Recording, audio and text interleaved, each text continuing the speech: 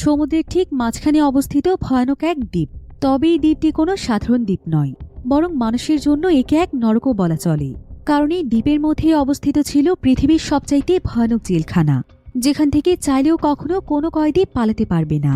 কারণ এই জেলখানাটি ছিল এমন অদ্ভুত একটি জেলখানা যেখানে প্রত্যেকটি কয়েদিকে আলাদা আলাদা বক্সের মধ্যে বন্দি করে রাখা হয়।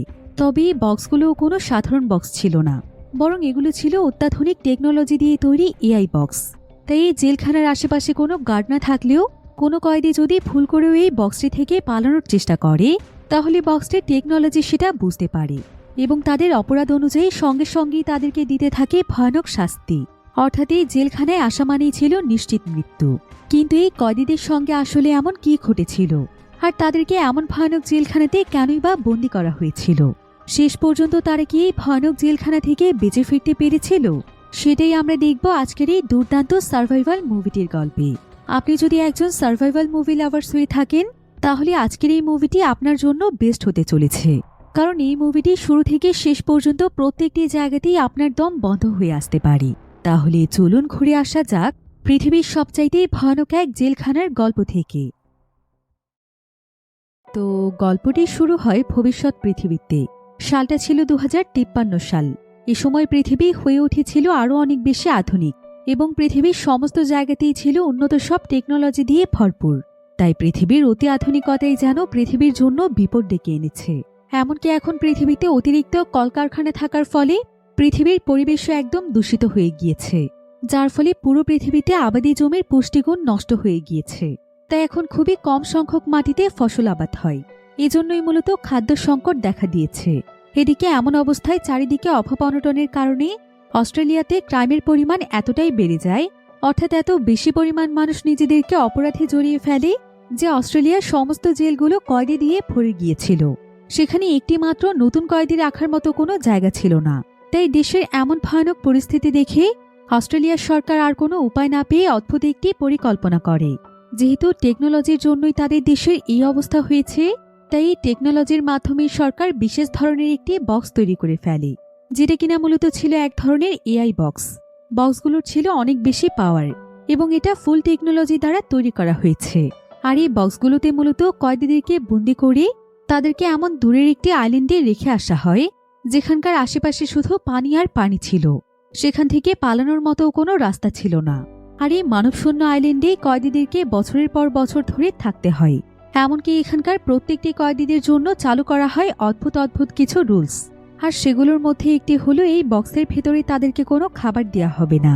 খাবারের জন্য তাদেরকে আশেপাশের গ্রাম খুঁজে বের করতে হবে এবং তাদের উপর ডিপেন্ড করে তাদেরকে বেঁচে থাকতে হবে। যদিও দ্বীপটি গ্রাম থেকে অনেক দূরে ছিল, তারপরও মাঝে মাঝে সেখানে কিছু মানুষ ঘোরাফেরা করার জন্য আসত।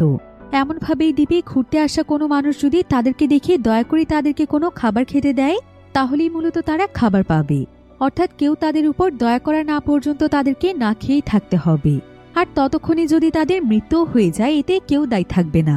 আর কয়েদিরা যেন আশেপাশের মানুষদের কাছে খাবার চাইতে পারে, সেজন্য বক্সটির একটি অংশ একটু ফাঁকা ছিল, যাতে করে কয়েদিরা সেই ফাঁকা অংশ দিয়ে আশেপাশের মানুষদেরকে দেখতে পারে এবং সেখান দিয়েই তারা হাত বাড়িয়ে তাদের কাছে খাবার চাইতে পারে।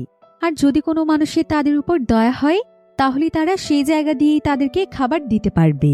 তো এভাবে করে অনেক কয়েদিদেরকে প্রতিনিয়ত সেখানে রেখে যাওয়া হয়। কিন্তু দেখা যায় যে এভাবে খাবারের জন্য কয়েদিদের খুবই কষ্ট হতো, কারণ বেশিরভাগ সময়ই তাদেরকে কেউ খাবার দিত না, যার ফলে তাদেরকে দিনের পর দিন না খেয়ে কাটিয়ে দিতে হতো। এভাবে করে অনেকেই একসময় ক্ষুধায় মারাও যেত। আর না হলে ক্ষুধার যন্ত্রণা সহ্য করতে না পেরে তারা নিজেরাই সেখানে থাকা একটি দড়ির মাধ্যমে আত্মহত্যা করত। তবে সেখানে এমন কিছু রুলস ছিল যেটার জন্য তারা চাইলেও কোনোভাবেই সেখান থেকে পালিয়ে যেতে পারবে না। কারণ তারা যদি ভুল করেও পালিয়ে যাওয়ার চেষ্টা করে, তাহলে তাদেরকে সাথে সাথেই সেখানেই মেরে ফেলা হয়। এবার একদিন সেই দ্বীপে আরও একটি বক্স নিয়ে আসা হয়, যেটার কয়েদি ছিল একটি মেয়ে। এই মেয়েটির নাম ছিল লরি। সে সেখানকার 117 নম্বর কয়েদি ছিল। কোনো একটি অপরাধ করার জন্য তাকে প্রায় 4 বছরের কারাদণ্ড দেওয়া হয়েছে। অর্থাৎ এই 4 বছর তাকে এই ভয়ানক দ্বীপেই থাকতে হবে। কিন্তু এই 4 বছর সে এখানে বেঁচে থাকতে পারবে কিনা, এটা নিয়ে সে অনেক ভয় পাচ্ছিল। তো লরি এখানে দেখতে পায় যে তার বক্সের মধ্যে একটি দড়ি রয়েছে। আসলে প্রত্যেকটি বক্সের মধ্যে এমন একটি দড়ি দেয়া থাকতো, যাতে করে কয়েদিরা চাইলেই নিজেদেরকে শেষ করে ফেলতে পারে। তো এভাবে করে লরি সেখানে আসার পর দেখতে দেখতে প্রায় বেশ কয়েকদিন সময় কেটে যায়। লরি অনেকভাবে খাবারের জন্য সাহায্য চায়, কিন্তু এতে তেমন কোনো লাভ হয় না, কারণ এখানে খুবই কম সংখ্যক মানুষই ঘুরতে আসে। আর যেহেতু এখানে প্রায় অনেক কয়েদি ছিল, তাই কে কাকে কখন সাহায্য করবে সেটার কোনো নিশ্চয়তা ছিল না। আর এভাবেই লরি বেশ কয়েকদিন যাবৎ খাবারের ব্যবস্থা না করতে পারায় আস্তে আস্তে তার অবস্থা অনেক খারাপ হয়ে যেতে থাকে। সেই সাথে বক্সটির আকৃতি অনেক ছোট হওয়ার কারণে তার এখানে সার্ভাইভ করতে খুবই কষ্ট হচ্ছিল। এভাবেই লরির অবস্থা এমন এক পর্যায়ে পৌঁছে যায় যে লরি আর কোনোভাবেই ক্ষুধার যন্ত্রণা সহ্য করতে পারছিল না। তাই সে তখন অতিরিক্ত ক্ষুধায় নিজের শরীরের মাংস নিজেই খেতে শুরু করে। এমনকি এক পর্যায়ে সে সিদ্ধান্ত নেয় যে সে নিজেকে শেষ করে ফেলবে। কিন্তু এখানে আমরা জানতে পারি যে বক্সটিকে এমনভাবে তৈরি করা হয়েছে যে যে কেউ চাইলে খুব সহজে নিজেকে শেষ করে ফেলতে পারবে না। মূলত দড়িটি সেখানে দেওয়া হয়েছে কয়েদিদেরকে আরো অনেক বেশি যন্ত্রণা দেওয়ার জন্য, কারণ যখন তারা চাইলেও নিজেকে শেষ করতে পারবে না তখন তাদের যন্ত্রণা আরো অনেক বেড়ে যাবে। এদিকে লরির মানসিক অবস্থা এমন হয়ে গিয়েছিল যে সে আর কোনোভাবেই সেখানে টিকে থাকতে পারছিল না। তার দম যেন একদম বন্ধ হয়ে আসছিল। সে পাগলের মতো সেই বক্সের ভেতরটা দেখতে থাকে। সে আসলে আশেপাশে এমন কোনো জিনিস খুঁজছিল যেটার মাধ্যমে সে নিজেকে শেষ করে দিতে পারবে। এভাবেই পাগলের মতো ছটফট করতে করতে অবশেষে সে সেখানে একটি ব্লেড খুঁজে পায়। আর সে সেই ব্লেডটি তার হাতে নিয়ে কোনো কিছু চিন্তা না করে সেখানেই নিজেকে চিরদিনের জন্য শেষ করে দেয়। অর্থাৎ লরি এখানেই মারা যায়। এবার কিছুদিন পর সেই দ্বীপে আমরা দুজন বাচ্চাকে দেখতে পাই, যারা কিনা একসঙ্গে খেলছিল। তাদের হাতে একটি রশির বল ছিল। তো খেলতে খেলতে বলটি হঠাৎ করে গড়িয়ে এআই বক্সের কাছে চলে যায় এবং বলটি সোজা গিয়ে এআই বক্সটিতে লেগে যায়। তখন দেখানো হয় যে সেই বক্সের মধ্যে একটি মেয়ে রয়েছে, আর সে হাত পা বাঁধা অবস্থায় শুয়ে আছে। এদিকে বলটি তার বক্সের সাথে ধাক্কা লাগায় তার জ্ঞান ফিরে আসে। অর্থাৎ সে এতক্ষণ অজ্ঞান অবস্থায় পড়েছিল। এই মেয়েটির নাম ছিল অ্যামি। সে সেখানকার 124 নম্বর কয়েদি ছিল। তাকে দেখেই বোঝা যাচ্ছিল যে তার এখানে আসার খুব বেশি দিন হয়নি। সে হয়তো নতুন কয়েদি। তো অ্যামির এখানে জ্ঞান ফিরতে সে দেখতে পায় যে সে খুব ছোট্ট একটি বক্সের মধ্যে বন্দী রয়েছে এবং লাল রঙের একটি দড়ি দিয়ে শক্ত করে তার হাত পা বাঁধা রয়েছে। জ্ঞান ফিরে আসতে সে নিজের হাত পায়ের বাঁধন খুলে ফেলে।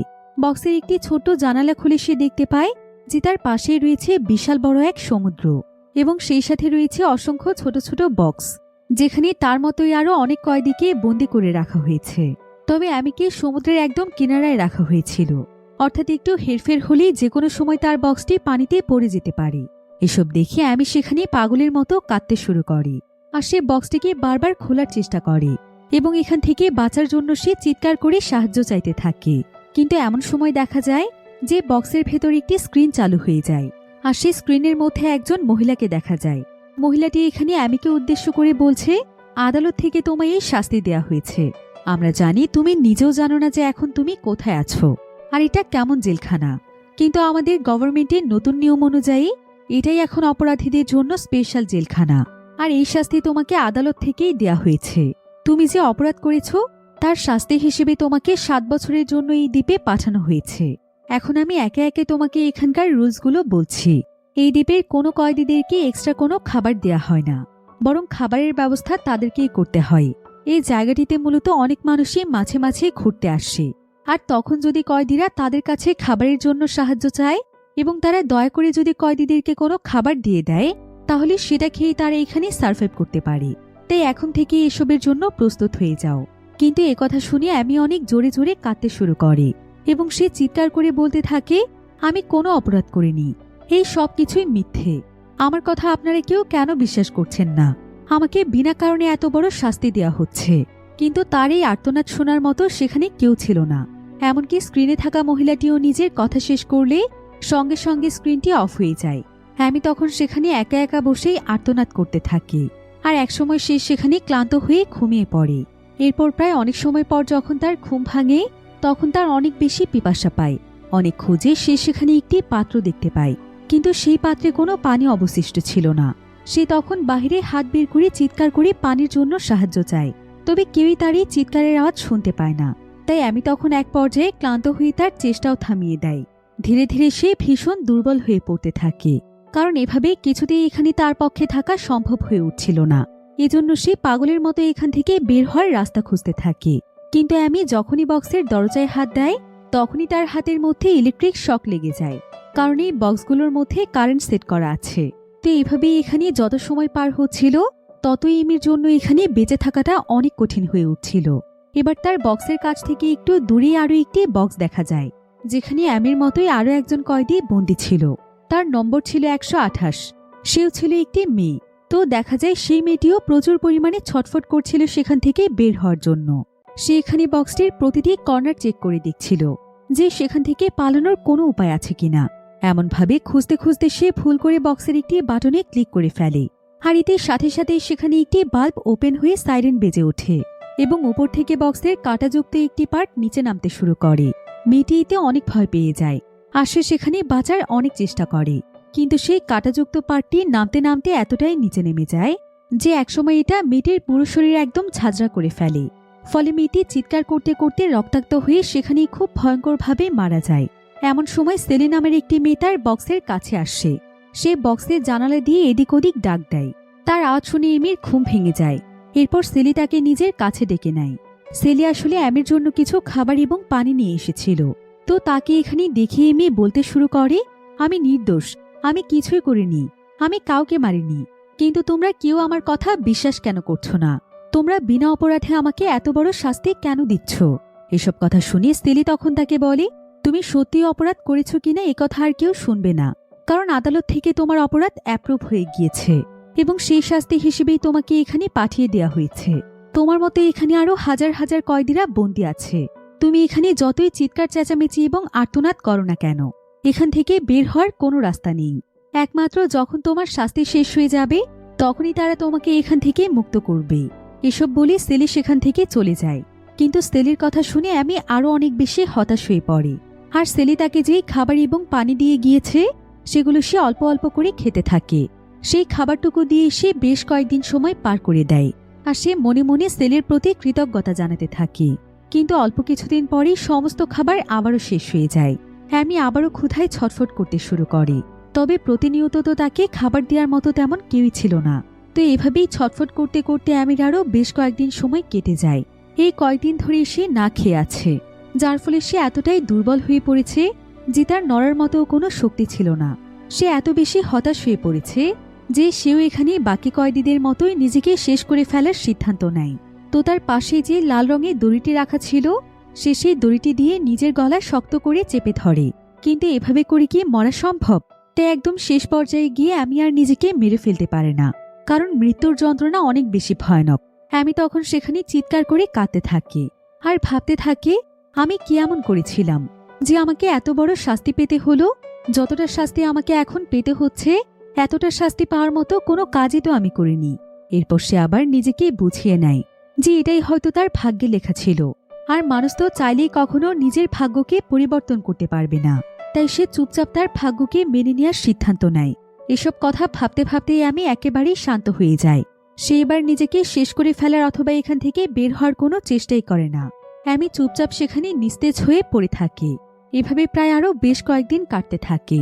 এরপর একদিন বক্সের ভেতরে সে একটি পেপার খুঁজে পায়।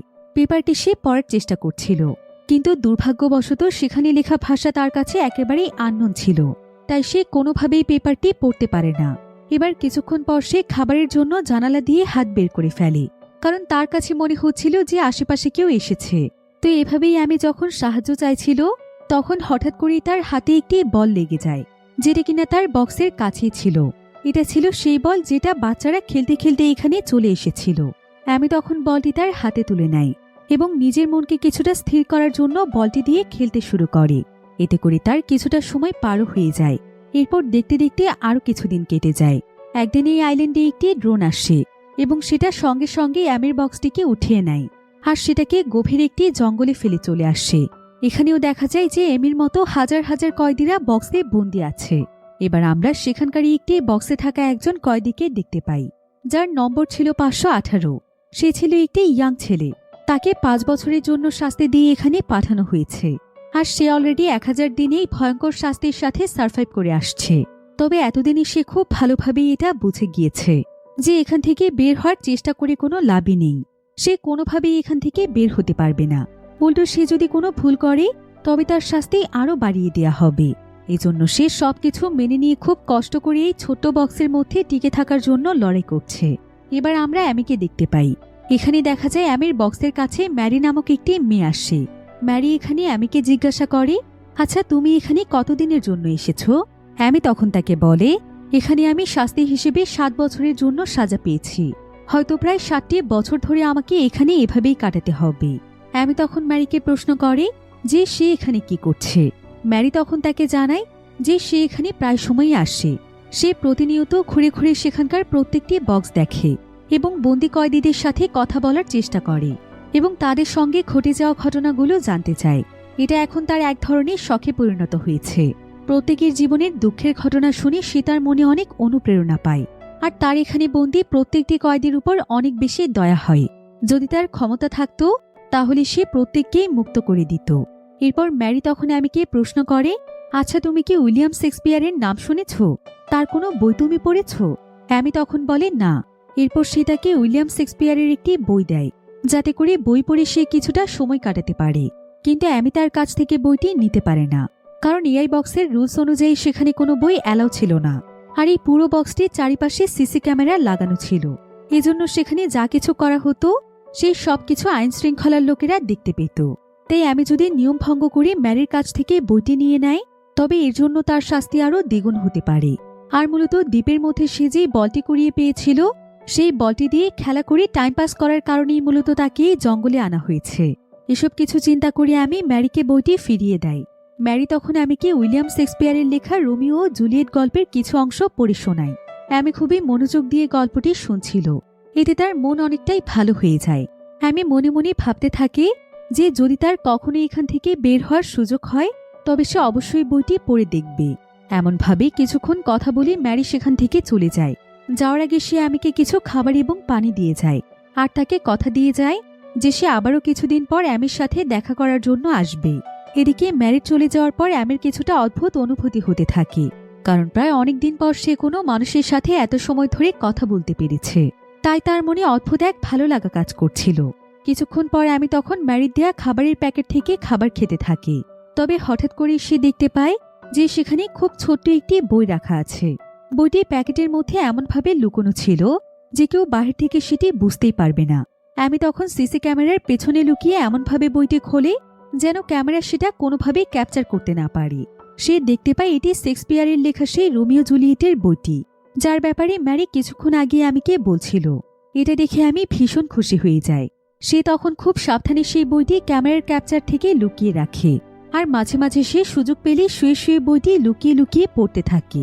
তো ম্যারি তাকে যে পানি দিয়ে গিয়েছিল, অ্যামি একদিন সেই পানি দিয়ে নিজের শরীর পরিষ্কার করছিল। এমন একটি নোংরা স্যাঁতসেঁতে পরিবেশে অনেকদিন যাবৎ বন্দি থাকার ফলে তার পুরো শরীরে অনেকটা ক্ষতর মতো হয়ে গিয়েছে।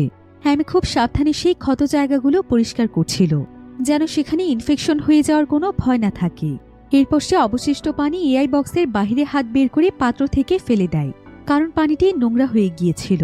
আর যেহেতু একটি কাপড়ের সাহায্যে সে তার ক্ষতস্থান পরিষ্কার করছিল এবং সেই পাত্র থেকেই পানি ইউজ করছিল, এজন্য পানিটি আর ব্যবহারের উপযুক্ত ছিল না। কিন্তু পানি অপচয়ের বিষয়টিও এআই বক্সের নিয়মের অন্তর্ভুক্ত ছিল। এখানকার নিয়ম অনুযায়ী কোনো ধরনের খাবার বা পানি অল্প পরিমাণের হলেও সেটা অপচয় করা যাবে না।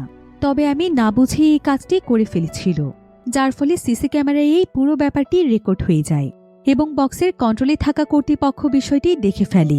এবার তার এই ভুলের জন্য তাকে শাস্তি হিসেবে আবারও তাকে সমুদ্রের কিনারায় ফেলে আসার সিদ্ধান্ত নেওয়া হয়। এরপর দেখতে দেখতে সেখানে একটি ড্রোন চলে আসে। এবার ড্রোনটি তখন অ্যামির বক্সটিকে আবারও সেই সমুদ্রের কিনারায় নিয়ে যায়। তবে এবার তাকে অনেক নির্জন একটি জায়গাতে ফেলে দেয়া হয়, যেখানে মূলত মানুষের আসা যাওয়া খুবই কম ছিল। অন্যদিকে আমরা ম্যারিকে দেখতে পাই। ম্যারি তার কথা মতো আজকে অ্যামিকে জঙ্গলের মধ্যে খোঁজাখুঁজি করছিল, কিন্তু অনেকগুলো বক্স চেক করার পরেও কোনো বক্সে সে অ্যামিকে দেখতে পায় না। আর এভাবেই অ্যামিকে খুঁজতে খুঁজতে সে সমুদ্রের কিনারায় চলে আসে, কারণ সে জানত যে এখানেও কয়েদিদেরকে রাখা হয়েছে। ম্যারি তখন প্রত্যেকটি বক্স খুঁজে খুঁজে অ্যামিকে আবারও খুঁজে বের করে ফেলে, কারণ সে অ্যামিকে কথা দিয়েছিল যে সে তার কাছে আবারও ফিরে আসবে। এদিকে এটা দেখে অ্যামির মনে অনেকটাই স্বস্তি অনুভব হচ্ছিল, কিন্তু সে এতটাই ক্লান্ত ছিল যে তার সাথে কথা বলার মতো শক্তি অ্যামির একেবারেই ছিল না। ম্যারি তখন অ্যামিকে প্রশ্ন করে। সে বলে, আসলে তুমি কি এমন করেছিলে যে তোমাকে আবারও জঙ্গল থেকে সরিয়ে নির্জন দ্বীপে নিয়ে আসা হয়েছে? অ্যামি তখন তাকে সবকিছু খুলে বলে সে বলে, আমি আসলে শরীরের ক্ষত পরিষ্কার করে কিছুটা পানি বাইরে ফেলেছিলাম, তাই মূলত আমাকে আবারও এখানে এনে রাখা হয়েছে, কারণ এতে করে আমাদের এআই বক্সের নিয়ম ভঙ্গ হয়েছে। এসব কথা শুনে ম্যারির ভীষণ কষ্ট হয়। সে ভাবতে থাকে যে এআই বক্সের ভেতরে বন্দি থাকা আসামিরা আসলে কতটা অসহায়। একে তো তাদের কোনো রকম খাবারই দেয়া হয় না, তার উপর আবার কোনোভাবেই খাবার এবং পানি ম্যানেজ করার পর সেটি তারা নিজের মতো করে কাজেও লাগাতে পারে না। অ্যামি তখন তাকে অনেক ক্লান্ত কণ্ঠে প্রশ্ন করে। সে তাকে বলে, আচ্ছা, তুমি কেন আমাকে এখানে খুঁজতে এসেছ? আসলে তোমার কাজটা কি? ম্যারি তখন তাকে বলে, আসলে এখানে বন্দি কয়েদিদের জন্য আমার ভীষণ খারাপ লাগে। তোমার মতো এমন হাজার হাজার মানুষ এখানে বন্দি রয়েছে, এমনকি এখানে এমনও অনেক মানুষ রয়েছে যারা আসলে কোনো অপরাধই করেনি, কিন্তু তাদেরকে মিথ্যা অপবাদ দিয়ে শাস্তি হিসেবে এখানে নিয়ে আসা হয়েছে। তোমার মতো কত কয়েদি প্রতিনিয়ত এই বক্সের মধ্যে না খেতে পেয়ে মৃত্যুবরণ করে। আমার তাদের জন্য অনেক কষ্ট হয়। এজন্য আমি ঘুরে ঘুরে কয়েদিদের কাছে যাই এবং তাদের গল্পগুলো শুনি, সেই সাথে নিজের সাধ্যমতো কিছুটা খাবার তাদেরকে দেই। আমার পক্ষে তো আসলে সবাইকে খাবার দেওয়া সম্ভব হয় না, তাই আমি যখন যাকে পারি তাকেই খাবার দিয়ে সাহায্য করি। ম্যারির এসব কথা শুনে অ্যামির অনেক ভালো লাগে। তার কাছে মনে হয় যে পৃথিবীতে এখনো ভালো মানুষেরা আছে। অ্যামি তখন ম্যারিকে বলে, তুমি জানো, আমার তোমার মতো একটি ছোট বোন ছিল, কিন্তু সে অনেক আগেই মারা গিয়েছে। এজন্য তোমাকে দেখলে আমার কেন যেন তার কথা মনে পড়ছে। কথা শুনে অ্যামির জন্য ম্যারির আরো বেশি খারাপ লাগছিল।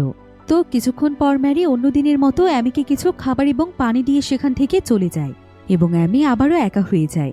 এখন তার কাছে শুধুমাত্র দুটো জিনিস রয়েছে, সেই রাবারের ছোট বল এবং ম্যারির দেয়া ছোট্ট একটি বই। অ্যামি মাঝে মাঝে বলটি দেখে সময় কাটায়, আবার মাঝে মাঝে ম্যারির দেয়া বইটি লুকিয়ে লুকিয়ে পড়ার চেষ্টা করে। সে প্রতিবারই এমনভাবে বইটিকে পড়ে যাতে ক্যামেরায় বইটি কোনোভাবে ক্যাপচার না হয়ে যায়। এরপর এভাবেই আরও বেশ কিছুদিন সময় কেটে যায়। কিছুদিন পর আবারও সেখানে একটি ড্রোন এসে তার বক্সটিকে জঙ্গলে রেখে আসে। অ্যামি এতে বুঝতে পারে যে জঙ্গলে নিয়ে আসা মানে শাস্তি হয়তো কিছুটা কমানো, কারণ এখানে বেশিরভাগ মানুষই ঘুরতে আসে, আর সে নির্জন দ্বীপে সহজে কোনো মানুষ ঘুরতে আসে না। হয়তো এভাবে কয়েদিদের শাস্তি কিছুটা কমানো হয়, আর কোনো ভুল করলে তাদেরকে আবারও সেই নির্জন দ্বীপে রেখে আসা হয়। এবার এই জঙ্গলে আসার পর অ্যামির আরও বেশ কিছুদিন সময় কেটে যায়, তবে এখন আর তার সাথে কেউ দেখা করার জন্য আসে না, এমনকি তার আশেপাশেও কোনো মানুষকে সে দেখতে পায় না। কিছুদিন আগে ম্যারি তাকে যে সমস্ত খাবার এবং পানি দিয়েছিল সেগুলো অলরেডি শেষ হয়ে গিয়েছে, আর এখন আস্তে আস্তে তার ক্ষুধা বেড়েই চলেছে। প্রচণ্ড ক্ষুধা এবং তৃষ্ণায় সে দিন দিন দুর্বল হয়ে পড়তে থাকে। তবে একদিন হঠাৎ করে সে দেখতে পায় যে তার বক্সের কাছে একটি লোক এসেছে। লোকটি কিছুটা বয়স্ক ছিল। সে একটি আপেল খেতে খেতে অ্যামির কাছে যায়। লোকটিকে দেখে অ্যামি বক্সের জানালার কাছে আসে, আর এখানে লোকটির আপেল খাওয়া দেখে অ্যামির যেন ক্ষুধা আরও বেড়ে গিয়েছিল। সে তখন লোকটির কাছে অনেক করুণ কণ্ঠে আপেলটি চায় এবং বলে যে সে অনেকদিন যাবৎ না খেয়ে আছে, কিন্তু লোকটির মনে এতে কোনো মায়া হয় না। সে অ্যামিকে আপেলটি না দিয়ে উল্টো তাকে বলে, নিশ্চয়ই তুমি এমন কোনো জঘন্য অপরাধ করেছ যেটার জন্য তোমাকে এখানে শাস্তি দেওয়া হয়েছে। তাহলে আমি আমার খাবার তোমাকে কেন দেব? তোমার সাথে যা হয়েছে একদম ঠিক হয়েছে। তোমাদের মতো কয়েদিদের সাথে এমনটাই করা উচিত। এখন নিজের পাপের শাস্তি ভোগ করতে থাকো। কিন্তু অ্যামির এখানে এত বেশি খিদে পেয়েছিল যে সে তারপরও বারবার লোকটির কাছে আপেলটি চাইছিল।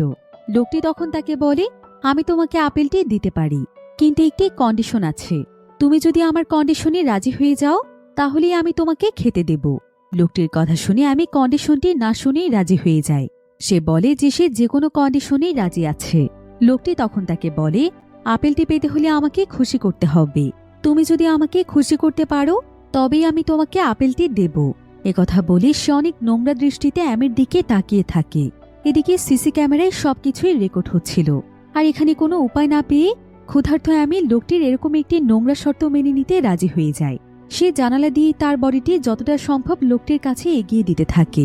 এরপর লোকটি যখনই তাকে টাচ করতে যাবে ঠিক তখনই উপর থেকে একটি ড্রোন এসে লোকটির দিকে অনেকগুলো গুলি ছুটতে থাকে।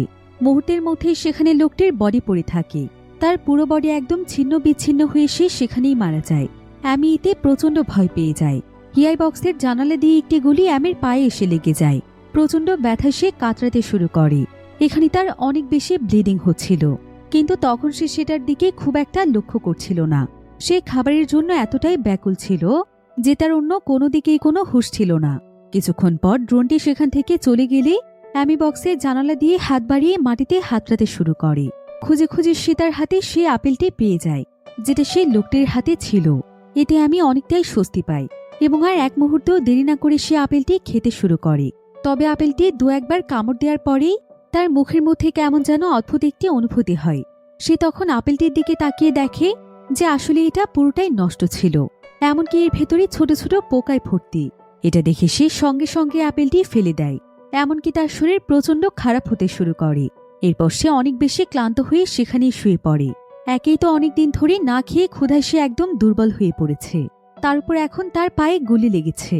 আমি তখন প্রচণ্ড ব্যথায় কাতরাতে কাতরাতে সেখানেই ঘুমিয়ে পড়ে। এবার কিছুক্ষণ পর দেখা যায় যে রেড লাইন সাইন দিয়ে প্রচণ্ড জোরে সাইরেন বেজে ওঠে, আর সাইরেনের আওয়াজে আমির ঘুম ভেঙে যায়। বক্সের ভেতরে থাকা স্ক্রিনটি আবারও ওপেন হয়। ঠিক প্রথম দিনের মতোই স্ক্রিনে একজন মহিলাকে দেখা যায়। মহিলাটি আমিকে উদ্দেশ্য করে বলে, তুমি খাবারের জন্য ওই লোকটির বাজে প্রস্তাবে রাজি হয়েছ। এটাও আমাদের এআই বক্সের নিয়মের একেবারেই বাইরে, আর এই নিয়ম ভঙ্গ করার জন্য তোমায় এখন শাস্তি পেতে হবে।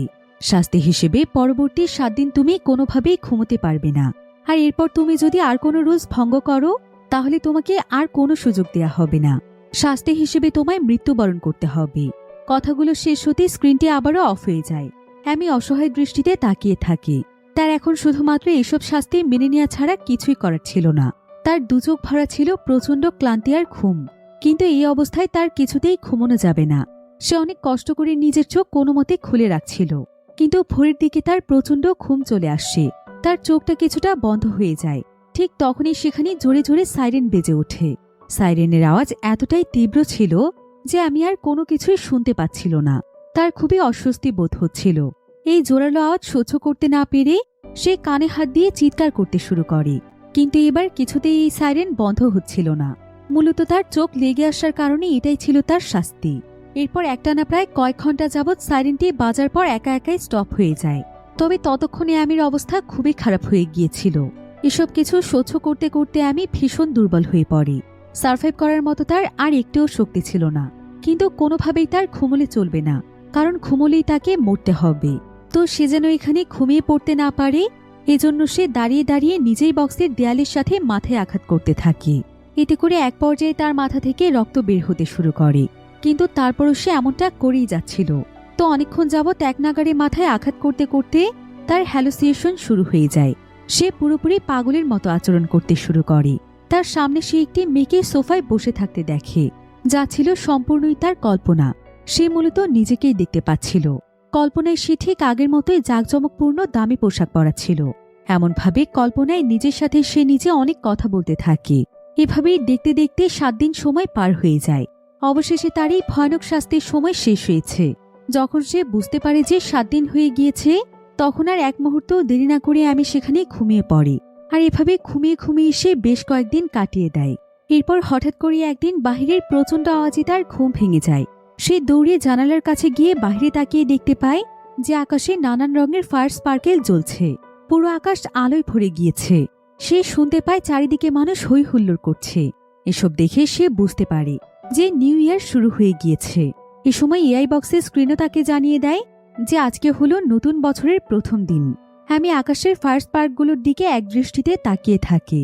নিজেকে নিজে একবার নিউ ইয়ার উইশ করে। এই নিউ ইয়ারটি ছিল তার জীবনের সবচাইতে ভয়ঙ্কর একটি সময়। জীবনে হয়তো প্রথমবারের মতো নিউ ইয়ারে তার মুখে হাসি নেই। প্রতি বছর সেই দিনটি তার আপন মানুষগুলোর সাথে অনেক মজা করে কাটাত। শুধুমাত্র তার সঙ্গী হয়ে আছে একাকিত্ব এবং প্রচণ্ড ক্ষুধা। আমি আকাশের দিকে একদৃষ্টিতে তাকিয়ে এসব কথাই ভাবছিল। এরপর দেখা যায় যে আরও 2 দিন সময় পার হয়ে যায়। তবে আমির এখন পর্যন্ত খাবারের কোনো ব্যবস্থা হয়নি। সে একেবারেই নিস্তেজ হয়ে পড়ে আছে। একদিন তার বক্সের জানালার কাছে একজন বৃদ্ধ মহিলা আসে। মহিলাটি এসে তাকে খুব বিরক্তি নিয়ে বলে, আমিও একসময় এখানে বন্দী ছিলাম। 15 বছরের জন্য আমাকে এখানে আটকে রাখা হয়েছিল। আমি জানি এই জীবনটি কতটা কষ্ট। এখানে সার্ভাইভ করা মোটেও সহজ কথা নয়। এখানে দিনের পর দিন কাটানোর চাইতে মরে যাওয়াটাই অনেক সহজ। তাই আমি তোমাকে পরামর্শ দিতে চাই, তুমি নিজেকে শেষ করে ফেলো, তবে এই যন্ত্রণা থেকে তুমি মুক্তি পাবে। একথা বলে সে অ্যামির দিকে একটি ব্লেড ছুড়ে দিয়ে সেখান থেকে চলে যায়। অ্যামিও সেই মহিলার কথাগুলো ভাবতে থাকে। আর মহিলাটি সেখান থেকে চলে যাওয়ার পর এরপর অ্যামি তার নিজের হাতে ব্লেডটি উঠিয়ে নেয়। অনেকক্ষণ ধরে সে ব্লেডের দিকে তাকিয়েও থাকে। আর এক পর্যায়ে সে ব্লেডটি দিয়ে নিজের হাতে শিরা কেটে ফেলতে চায়। কিন্তু অনেক চেষ্টার পরও সে এই কাজটি করতে পারে না। ঠিক এ সময় আবারও তার কাছে সেই ম্যারি নামক মেয়েটি আসে।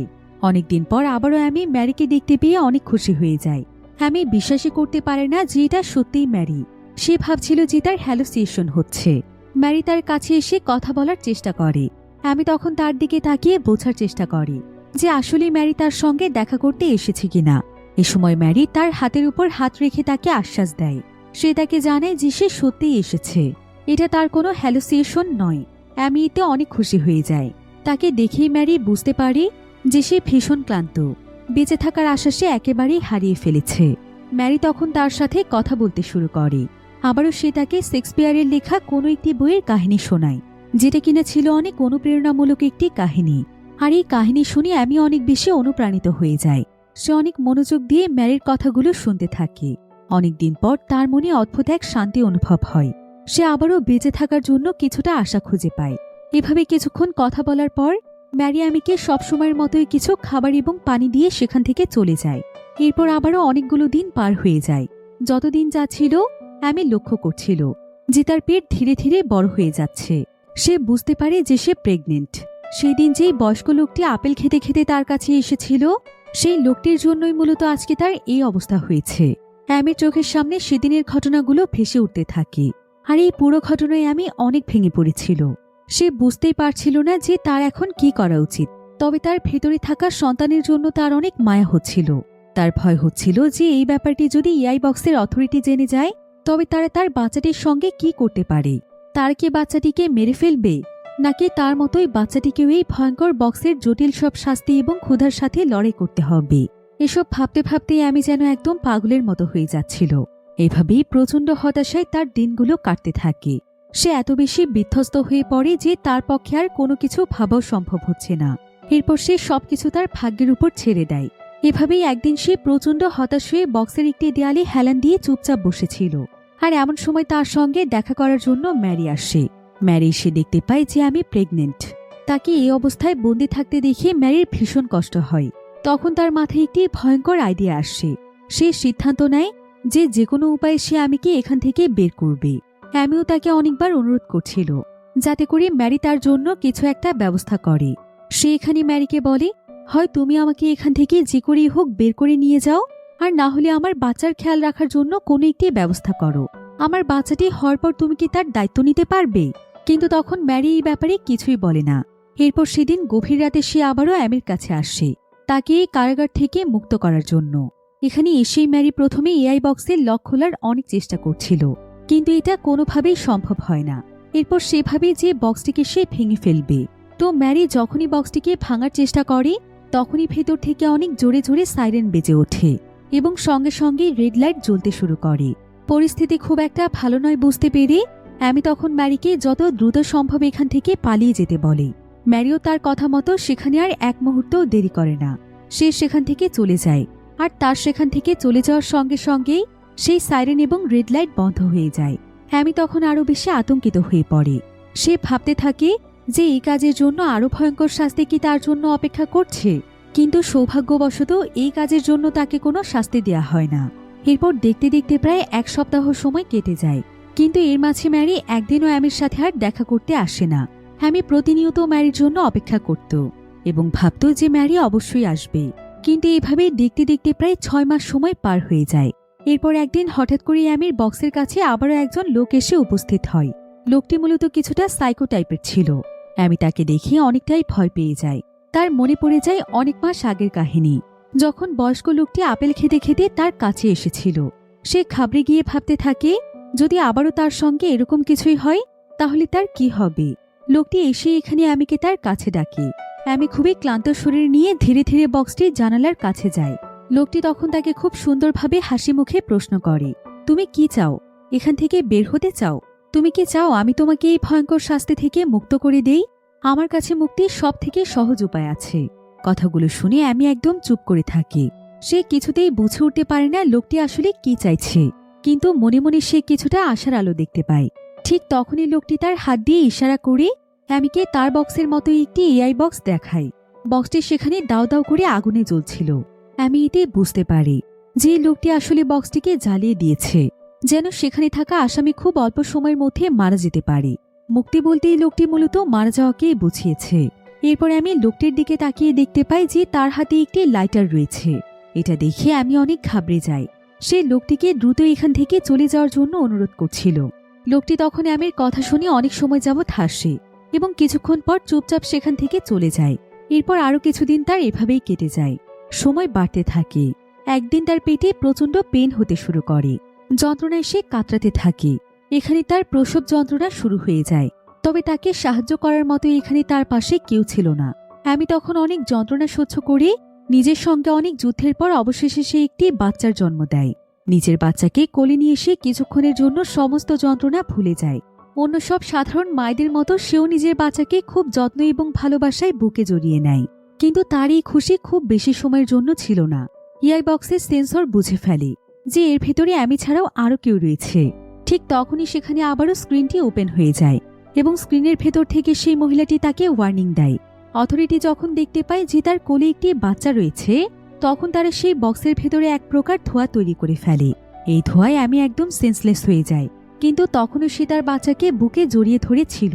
এরপর যখন আমির জ্ঞান ফিরে আসে, সে দেখতে পায় তার শরীরে আঘাতের অনেক চিহ্ন রয়েছে।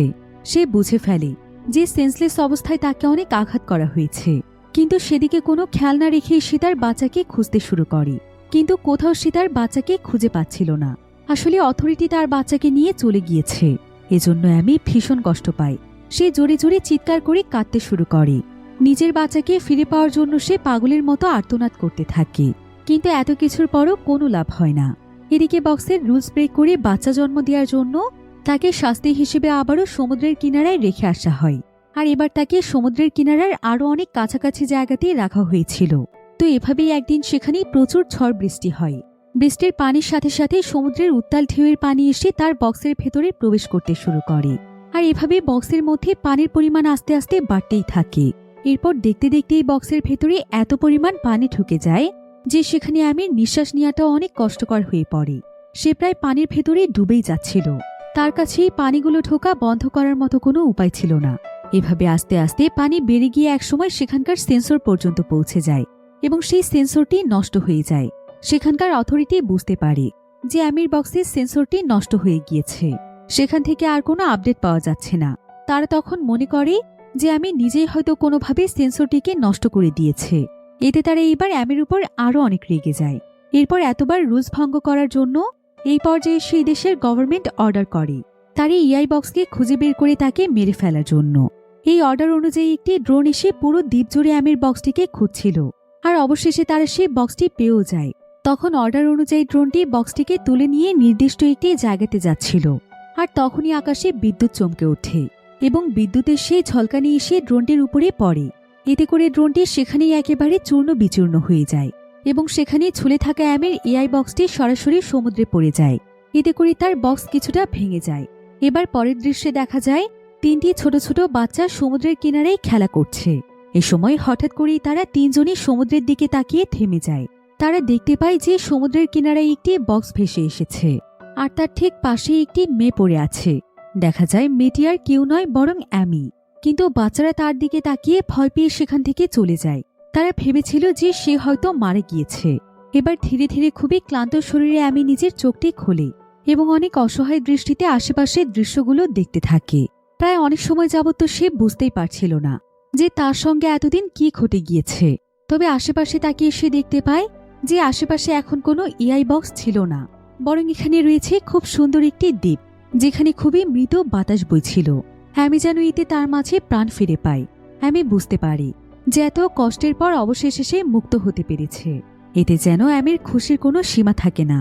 অনেক দুঃখ কষ্ট এবং টর্চার সহ্য করে এক ভয়ঙ্কর যুদ্ধ শেষে অ্যামি এই নরক থেকে বের হয়ে আসতে পেরেছে। এতে করে অ্যামির প্রচণ্ড ক্লান্ত চেহারায় তার মুখে কিছুটা মুচকি হাসি ফুটে ওঠে। অনেক বেশি যন্ত্রণা টর্চার এবং হতাশার মধ্য দিয়ে সে নিজের সাথে নিজে লড়াই করে এখনও টিকে আছে। অনেকগুলো দিন এভাবে কষ্টের সাথে বন্দী থাকার পর অবশেষে আমি আজ মুক্ত স্বাধীন। সে এখন তার আগের জীবনে ফিরে যেতে পারবে। তো এমনই একটি সুন্দর এন্ডিংয়ের মাধ্যমে গল্পটি এখানেই শেষ হয়ে যায়।